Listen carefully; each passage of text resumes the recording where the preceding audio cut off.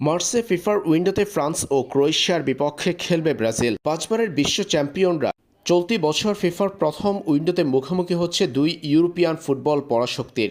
এদিকে এই উইন্ডোর পরই বিশ্বকাপের স্কোয়াড চূড়ান্ত করে ফেলবেন কার্লো আনচেলত্তি। স্বাভাবিকভাবেই ফ্রান্স এবং ক্রোয়েশিয়ার বিপক্ষের ম্যাচটি ব্রাজিলের জন্য মহা গুরুত্বপূর্ণ হতে যাচ্ছে। দল নির্বাচনে ফ্রান্স ও ক্রোয়েশিয়ার বিপক্ষে এই দুই ম্যাচ ব্রাজিলের স্কোয়াডে বড় ভূমিকা পালন করবে। কার্লো আনচেলত্তি যখন বিশ্বকাপের স্কোয়াড নিয়ে পরিকল্পনা সাজাচ্ছেন, তখনই নেইমারের অনুপস্থিতিতে ব্রাজিলের নাম্বার 10 পরা রড্রিগো গোয়েসের ইনজুরির খবর এলো ব্রাজিলিয়ান শিবিরে। রিয়াল মাদ্রিদের ব্রাজিলিয়ান এই ফরোয়ার্ড পড়েছেন এসিএল ইনজুরিতে। সেরে উঠতে অন্তত 10 মাস থেকে 1 বছর সময় লাগবে তার। হতে পারে হাঁটুর অস্ত্রোপচার। এমন অবস্থায় তিনি যে বিশ্বকাপ মিস করছেন সেটা আর বলার অপেক্ষা রাখে না।